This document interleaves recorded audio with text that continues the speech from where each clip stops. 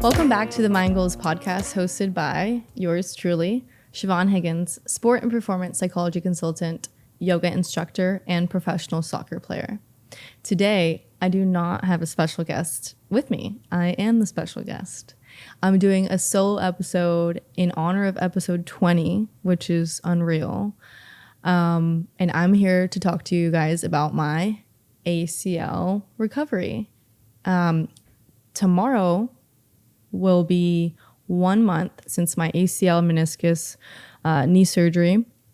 I'm going to answer a few questions that I can answer and leave the rest to later times. That's all I can say about that right now.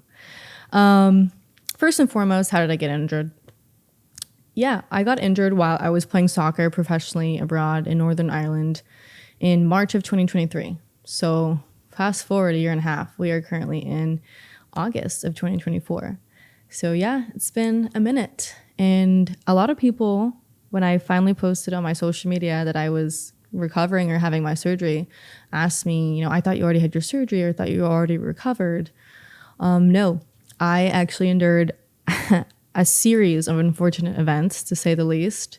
I've dealt with a lot in the past year and a half, and words were not kept, contracts were not abided by, and that is being dealt with still. But I am home, I'm happy, I am in an environment where I'm comfortable recovering in, and so I finally was able to get my surgery done. So yeah, it's put me out of soccer, which was my career for quite some time. And next question is, am I rehabbing to play? I don't know yet. I am treating my ACL recovery as if I'm going to return to play, because I can't do anything half-assed really, especially when it comes to my body and my recovery. So I am treating it like I am returning to play as a professional athlete. So that's my answer to those questions. Next questions I got a lot were, what is the recovery timeline like? So usually my ACL, when I got injured, back up, I tore my ACL, MCL, and meniscus. If you don't know what those are, the ACL is, I'm about to test my knowledge. It's the anterior cruciate ligament, and it's a ligament. And then MCL is medial cruciate ligament. I'm gonna have to fact check that. And then your meniscus is like a cartilage pad. And I do this because every time a doctor or surgeon shows me, they describe it as like, if you're envisioning a cylinder and then you slice it in half, like a salami slice. Okay, pizza, right? Perfect, a pepperoni slice. And it's thick. It's a thick pad of cartilage. You have two of those in your knee and then this is your knee. If you're watching the video, you get visual effects. This is your femur and this is your tibia, and they meet together to create your knee. In the middle of that, there are two pads. So two little pepperoni slices, and that is your cartilage, which is the shock absorber of your knee. So any impact, any twisting, your cartilage is protecting your bones from rubbing against each other. Over time, they wear and tear, quite literally. And that leads to arthritis and other complications. So you can also tear it while playing sports by getting hit by impact or just wear and tear. So I did have a tear in my meniscus. Over time, my MCL did heal because I believe it was like a grade 2 tear. So after a couple months, it healed, and then I just have had a torn ACL and meniscus for the past year and a half. Ligaments do not heal on their own if they are fully torn. So they don't have a lot of blood flow to them, which blood flow helps repair things. I'm not a medical expert, but that's what I've heard over and over again. So yeah, as much as I wish I could just send good vibes to my knee, that is not all that it takes to fix me. You can also live with an ACL. You can be a functional human, quite functional, but you cannot play professional sports without an ACL because your knee will give out. It will be unstable and then lead to more complications and more injuries. So the surgery was necessary to be able to have a healthy lifestyle afterwards. So I chose to do it. Next question I got was, I also, fun fact, tore my ACL in my right knee just my ACL meniscus when I was 18 years old. So 10 years ago, I was a senior in high school. We were playing powder puff football. And if you're not familiar with that, it is a flag football game that all the seniors love to play because it's super fun. You play flag football and it's like a couple weeks before school ends, maybe a month before school ends. And everyone looks forward to it. It's like a little draft, first pick. But I tore it up on the field, quite literally. Last game, I think I had a cutting motion. It wasn't by impact, and I took a wrong step, was wearing cleats on turf, and my knee gave out, and I blew out my knee. So going into my freshman year of college, I was already committed to play at at Morehead State University, Division I school. My contract was still honored with them. My scholarship stayed, and I did attend Morehead State University for that first year of school. I did not have a great time, and that is for another episode. But I redshirted my freshman year due to that ACL injury in my right knee. So now we're fast forwarding 10 years later, left knee. So essentially 9 years after my first ACL injury, I injured my other knee by contact. So here we are, 10 years later. I've had a lot of thoughts about this moment and what this would look like. And I'm really pleased to say that I'm pleasantly surprised with the rehab and with my progress, because I was honestly kind of dreading this surgery. On one hand, I did want to get it and I didn't want to be fixed per se. But on the other hand, I was nervous. I was scared. I was just dreading the pain that I knew I had once felt 10 years ago while recovering, because it's a painful process. My first surgery was ACL meniscus repair. So they repaired my little pepperoni slice, which means they stitched it up. I hope I'm doing a good visual, but they stitched it up. And that meant that I could not bear weight on my foot. So I couldn't put it down at all. I couldn't walk. I had to be on crutches for 6 weeks to preserve that cartilage and let it heal. And then I could start doing more exercises. But during that time, 10 years ago, a lot of my muscle atrophied. So imagine you can't use your leg. You can't even squeeze your quad muscle really. And you lose all the weight, all that hard work that you were working towards in the gym. It's just gone. So that's what I had in mind going into this one, is that I was going to have an ACL reconstruction and meniscus repair. But when I woke up, I learned that they were not able to preserve my meniscus because it was torn in a way that was just, actually the doctor told me that it was the equivalent of trying to stitch up two mop ends together. And he went like this. So they said they just carved it out. So I have less meniscus now, and I will deal with that later in life. So now I just have an ACL protocol, which is a little bit, I guess, easier per se. Returning to play or to rehab, it's not as painful. So I was shocked. By day 3, I stopped taking my prescribed pain medication, and I was like, what's going on? Why am I not in pain like I was 10 years ago? And let me tell you, I was in excruciating pain. Like I was on a timer. It wanted my medicine coming because I'm in so much pain. My leg was throbbing. I had to call my mom in the middle of the night to come help me pick up my leg to go to the bathroom. I was so dependent on other people. I had no independence really, and it was frustrating. And so all that to say is that before this surgery, I was nervous, and I was just worried about going through that because I knew what it was like, and I was dreading that again.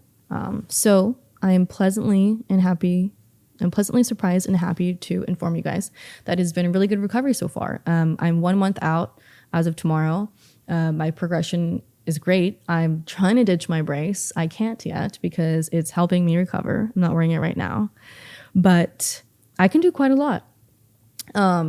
First question I've got from a lot of people is, what's the recovery timeline? So good question. For me, if you're asking when can I play soccer again safely, the doctors will say 9 to 12 months. If you ask Siobhan, she will say in 6 months. And it's possible. So with my first surgery, I did get cleared to return to play after 5.5 months. And I did not deal with any complications after, except for about 6 months afterwards, I retore my meniscus. So when they stitched it up, I think it tore in a different place. And so then they ended up doing another small surgery and shaving it off afterwards. And then I was fine. And that's a quick recovery process. But yeah, if you ask if I can return to play, yes, in 9 months-ish. I also, fun facts, got an allograft, which a lot of people don't do that because it just depends who you ask. It depends what surgeon you ask, what state you're in, what country you're in. But they will all normally recommend a patellar tendon surgeries where they will take part of your patellar tendon that is healthy and they will form it into a graft and make an ACL out of that. Sounds painful. Pretty sure it is. I don't know because I haven't had it. But what I did is I got an allograft, which is a dead person's tendon. And it was donated to science, I believe. And I have somebody else's tendon in me. And it worked on my other leg. That's the same thing I did. And so it's working right now. And I was comfortable with that. And that's what I got. Kind of cool, kind of weird. But yeah, just adding to research. I'm just another number, which also is another reason why I don't have a lot of pain, because we didn't re-injure my body per se to fix it. So instead of taking from a hamstring, taking from my quad, or taking from my patellar tendon, those muscles are not affected or, tampered with. And so I got an allograft. Next is, so I can return to play, let's say 9 months. I am now starting to walk without my brace. And we're at 4 weeks? So 4 weeks, I'm expected to walk. I think after 2 weeks, I stopped using my crutches. In 3 months post-op, everything is like in terms of post-op. 1 month post-op, I'm walking without my crutches. Yes. 3 months post-op, I'm starting to run.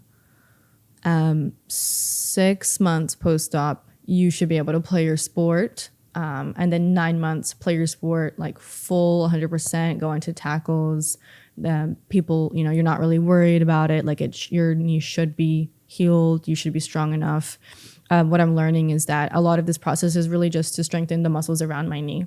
So although my knee might be surgically fixed and sewn up and everything's good together, my body is still learning how to accept the allograft and how to remember how to do the things that I used to be able to do. So walk. You have to teach yourself how to walk. Your body will forget that. How to properly squat, how to properly go down the stairs, just those things. And so I'm doing rigorous physical therapy because, like I said, I'm treating it like I'm returning to play. So I'm serious about it. I go 3 times a week, and other days I'm starting to go to the gym now. I will say something I did is I started an ACL journal log. I love journaling. You'll hear me talk about this on and on, but I wanted to journal every day, which I realize is a little unrealistic. It's possible, but I need to nudge myself to do it. I have not done it today, and it's 7 p.m. But it's just a discipline thing. So I started an ACL journal because I wanted to log my activities, what I was able to do, so I could see my progression and because otherwise you forget. And I wanted to know the details. So I don't even have my journal on me. But I've been doing my exercises. I've been writing them down, what I can do, what hurt to do, the amount of times I did it, the time I did it for, the reps. And then I put my mood for the day, whether it was antisocial, social, or I was happy, I was excited, I was mad, I was frustrated. And then I put a pain level. And I noticed again after maybe week 1 that I was like, I'm not actually in any pain, which is odd, but I feel fine. So I have been fine. Physical therapy is hard. If anyone's ever been, it's a grind and it's painful at times, but in that sense, I would say no pain, no gain, because your physical therapists are not going to tell you to do things that you should not be doing. So that for me is reassuring, because I'll say, am I able to squat this way? And they're like, yeah, you can. I'm like, okay, I can do it. So the pain that I'm feeling I'm very communicative about it so that they know how to adjust me. And again, so it's more of a seamless process, but no pain, no gain. Your muscles are going to be aching, but hey, we're getting stronger. And that's important to me. Water break. Okay. Next question I got was, am I in pain? No, I'm not in pain. If anything, like my knee's still pretty swollen. We're working on getting the swelling down, but swelling doesn't indicate like that something's wrong. It just means that your body's healing, and you actually need that in order for your body to heal. So that's a positive. I do get tired easily. Obviously with walking, I'm not limping around, but I am not walking quickly. I'm getting there. Let's see. I'm reading questions that people had. My personal milestone and progress markers. So I'm not trying to like defy odds. I'm trying to listen to my body, which I trust that I understand myself well. And so I'm leaning into that, and I'm trusting my physical therapist. And for example, I just mentioned the knee brace. I feel like I can walk just fine without it. And I messaged and I feel like walking with it is a little bit limiting, and it's, it's tedious. It's a giant brace. Sometimes it hits my other leg. It's hot outside. It's sweaty. Like I'm losing weight in my muscle in my leg. I'm gaining weight. And so I'm having to adjust it. It's just annoying. And I messaged my doctor and I was like, hey, can I take this thing off? It's annoying. And he was like, yeah, no, you're going to have to wear it for 2 more weeks. So I have been told I have to wear it for 2 more weeks, and my leg is caged for 2 more weeks, which fine. When I'm at home and I'm resting and I'm chilling, I can take it off. But going out in public, it's more sensible to have it on, because you never know who's going to accidentally bump into you, or if I step wrong, and we want the brace in order to protect myself and prevent re-injury. So I'm going to listen to them. That's a key thing, is when I was giving other athletes advice on what to do when you're rehabbing from an injury, specifically ACL, because I've done it before. Biggest advice I would give you: listen to your doctor, listen to your physical therapist, because they most likely know more than you. And although maybe they haven't been through it and they haven't had that actual injury, they have worked with multiple athletes. Like if you've ever sat in a PT clinic, you're seeing people come in and out every day with the same injury. It's the same protocol. It's the same exercises. They know it like clockwork. They constantly are evolving and learning more, but listen to them. They know what they're talking about. So that's advice to anyone going through the same thing. How's my range of motion? Oh yeah. Should I demo? I can. Oh, another thing about my allograft is that it was orthoscopic, and sounds like a big fancy word, but to my understanding, it just means that they cut little holes in my knee, and then they use tools to kind of like pull. I'm doing this motion because it's like I'm thinking of like a floss. They threaded something through, and they like used another hole in my knee to pull things apart. Put it all together.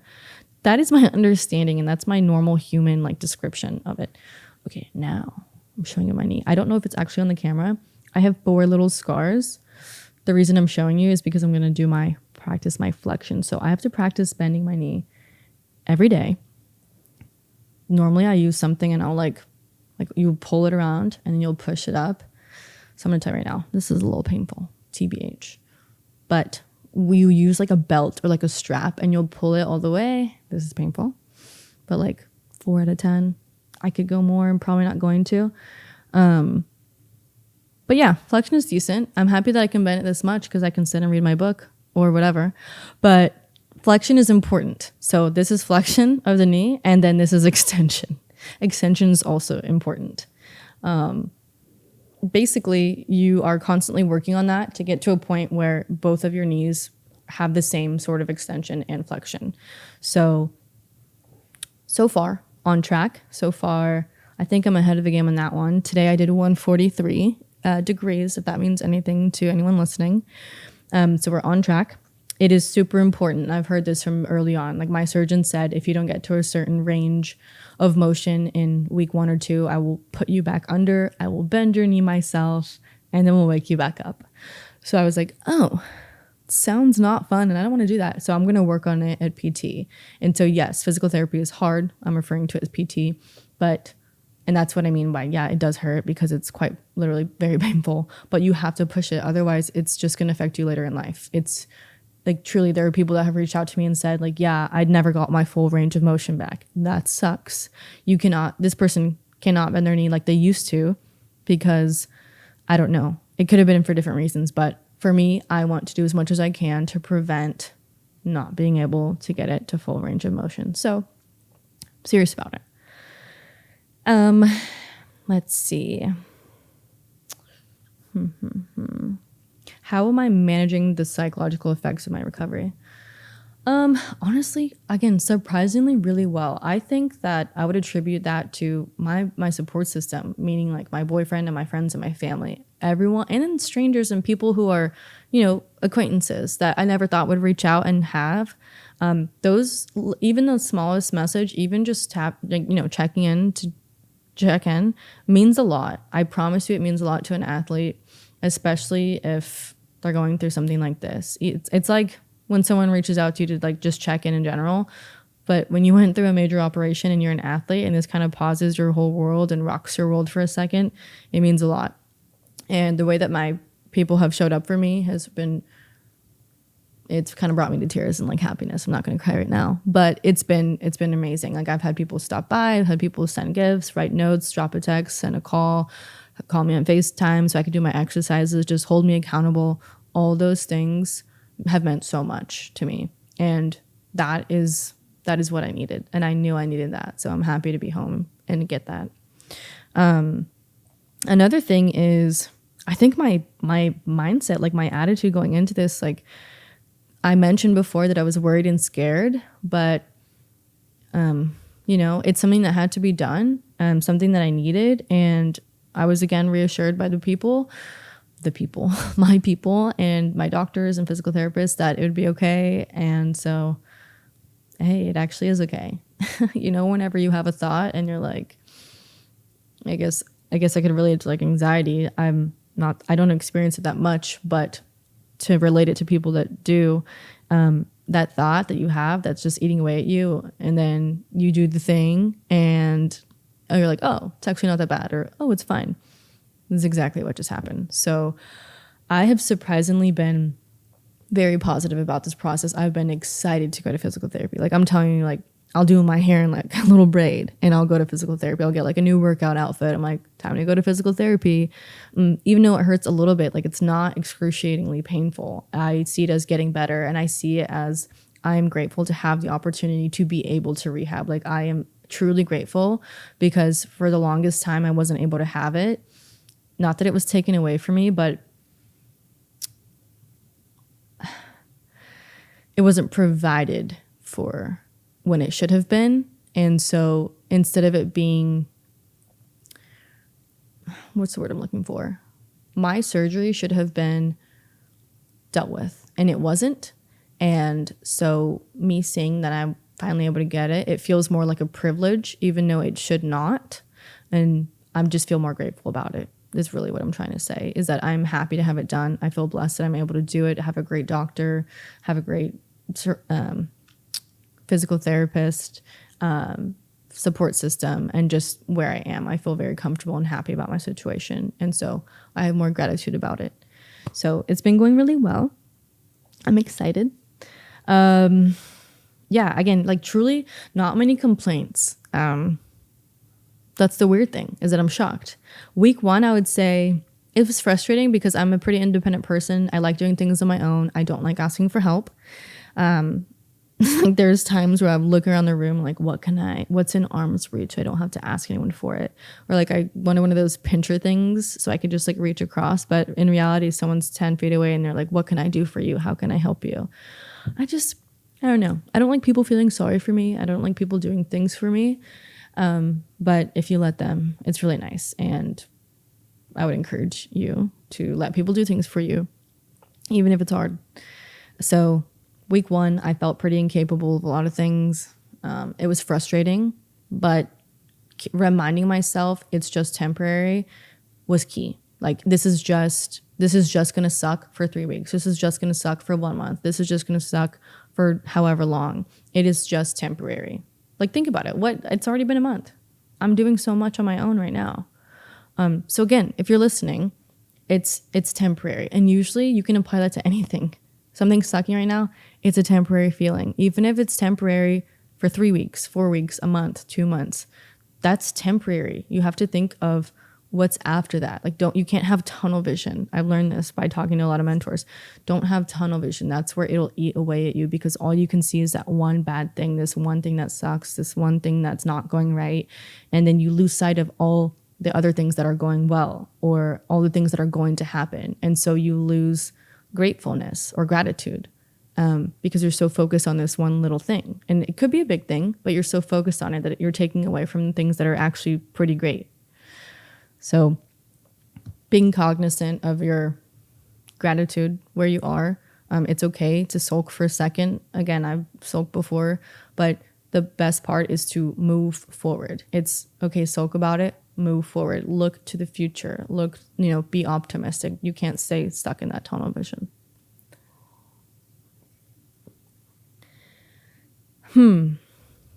What else? I think I have a few more minutes left in me. Some people did ask other questions. I'm trying to think of things that did suck. I'm kind of over this laptop now. Things that sucked post-op were sleeping, because you have to wear the brace, and you're stuck straight. For me, the first week or two, my brace is like, think about it, from my thigh to my ankle, it's locked straight. So I can't lay on my stomach. I'm kind of a stomach sleeper. I can't bend both knees and legs to the side. It's locked straight. You can't really turn left or right either, because they want you to have it straight and lay on your back so that you're protecting the graft. You're protecting your knee. It's not twisting.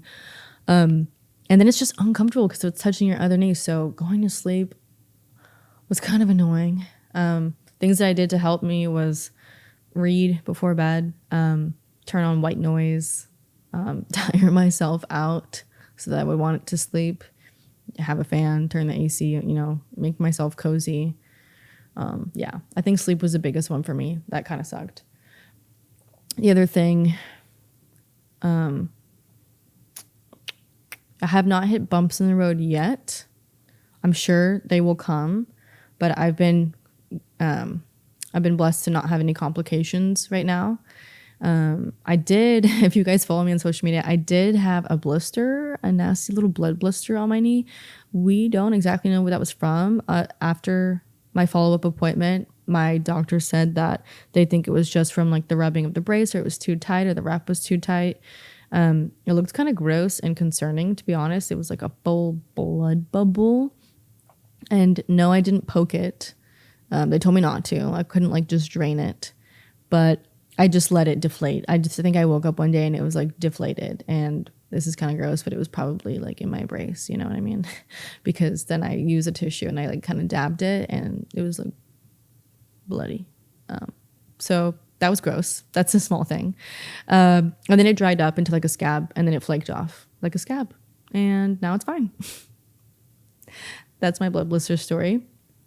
My scars are pretty good. I don't know if you could have seen it in the camera, but they're tiny. I have 4 tiny ones. I'm happy about that for aesthetic purposes. And they are painful, because if you have ever had a scar, you get scar tissue under, and just think of it as what type of animal can I relate this to? When you're eating a steak and there's that, not the fatty part. The fatty part's good and squishy.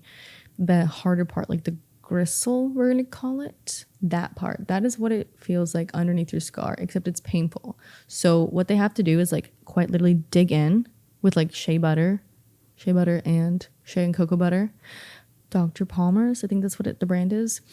And I'm great, it's massage time. It is not massage time, it is torture time. They are going to dig into your scars for your benefit, to break up the scar tissue so that your knee can move around better and that your scars don't get all hard. So when they're doing that, yes, that's another part that sucks because it's painful. But again, it's temporary. It's going to help you in the long run. That's what I tell myself while my PT is grinding away and feels like he's stabbing me. It's just helping me. I know another thing that did suck, or it didn't suck, but it was just a barrier for me.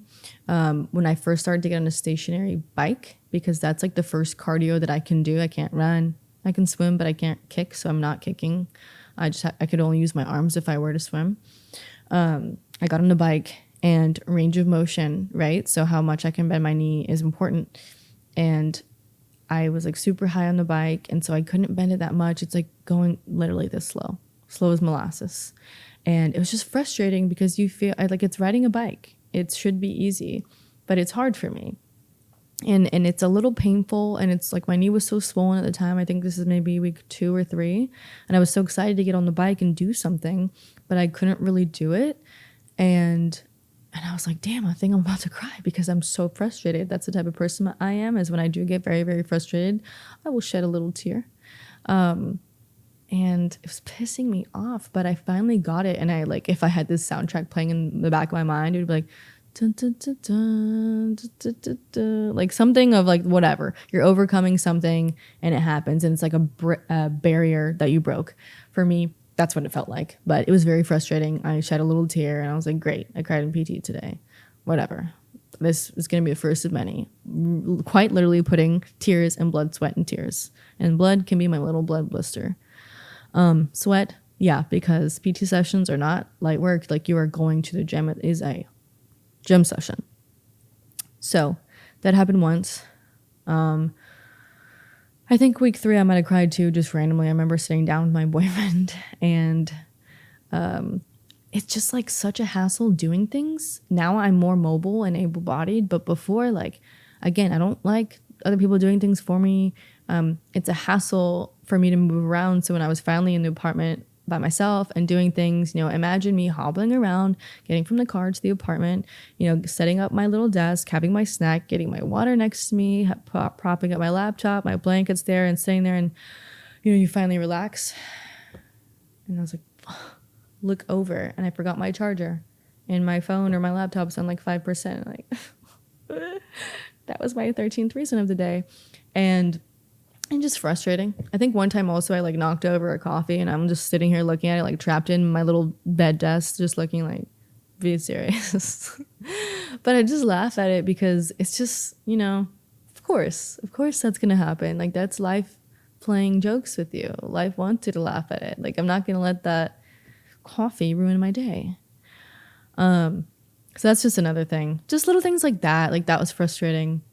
But the thing was, when I was with my boyfriend, I was like, hey, yeah, I'm just kind of overwhelmed, and I've had a long day of getting up and sitting down and moving around, and moving is exhausting. And that sucks because as somebody who does quite a lot, it's annoying. So I sat there and I was like, just, we were watching a movie, like, just, I might cry in a second, but it's not because of you. It's not because of the movie. I'm just really overwhelmed. And he's like, okay, baby, just let me know if you need anything. And I'm like, now I'm going to cry because you're so sweet. And that's a nice response. He's the best. But then I was like, yeah, let me just get a pillow 1 second. And I was like, okay. And crying to the pillow. And I was like, all right, all good. Like, it didn't happen. Sometimes you just need to let it out. I feel much better. So I think that's all I have for you guys today. That is my 1 month recap. No, it's not all I have for you today. I did want to mention one more thing, self-talk. And the reason I wanted to mention that is because I notice it every time I go to physical therapy is what are you saying to yourself? This can apply to anybody. So for me, it's what am I saying to myself when I'm rehabbing? How am I talking about my body to myself? And how am I talking about my abilities to myself? So about a year ago, when I did get injured and I was quite limited with what I could do, I used to refer to my knee as like a stupid little knee or stupid knee or skinny knee or tiny knee. And anyway, it's my quad that I'm referring to because I've lost muscle because I haven't been able to use it properly. And that's just it's not nice. It's not positive self-talk, and that's not what I'm about. I'm about positive self-talk, which is going to build my confidence. If I talk the way that I had been previously, it's just going to bring myself down, make myself doubt myself. It sets you up it does not set you up for success and to feel better. So week 1 or 2 of physical therapy, I remember saying in my head, like, come on, silly little knee. And then I was like, you know what? It's not a silly little knee. And like this activity or what I'm saying might sound silly, But it's not. And it like apply it in real life. Think about what you say to yourself. And I've talked to athletes about this before. Like when you make a mistake, what are you saying to yourself? What's your immediate thought? Right. And I had an athlete once say like he laughed. And I was like, yeah, I wonder what you said, right? You missed the shot. What did you say? Like, I fucking suck. Or you said that was horrible. And he's like, yeah, actually I do say that. I say you suck. I was like, yeah.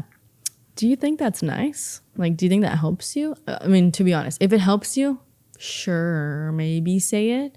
But if it's not helping you, why are we doing that? Like, think about it, guys. If even if you're not an athlete, whatever you're doing, if you are talking to yourself that way, you're disrespecting yourself. You're being rude to yourself, and it's just not helping. And when you do that over and over again, it's not great for you.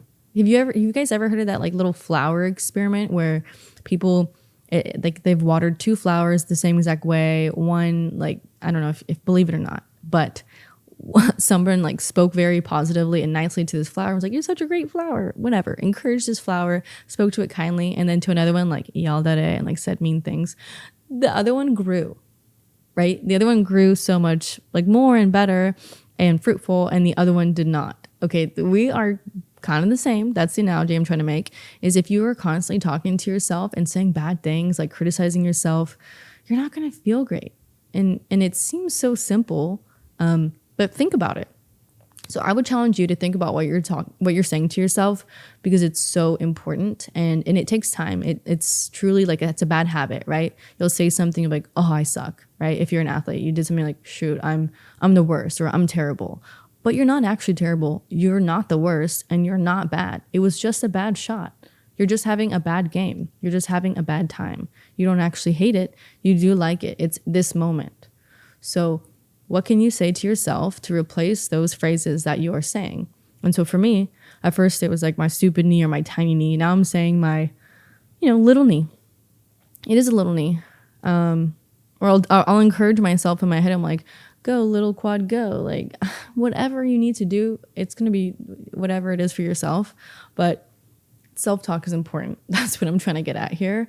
And I've been cognizant of it because I practice mental skills, and this is what I try to teach other people. And so I'm trying to think of like my own situations and scenarios that I can pass on to others. But I've been focusing a lot on self-talk and how I talk to myself in my recovery. So that will conclude this episode. I appreciate, again, everyone and anyone who has reached out. Encouragement and positivity and support is so important to anyone, whether you're an athlete or not. So, hey, I would encourage you to reach out to your friend that got that new job. Reach out to your friend that you've been seeing putting in a little bit more work at the gym. Reach out to your friend that has been working on themselves, that's been, eating more healthy than you've noticed. Like, these things matter. This is that check-in moment that I would tell people.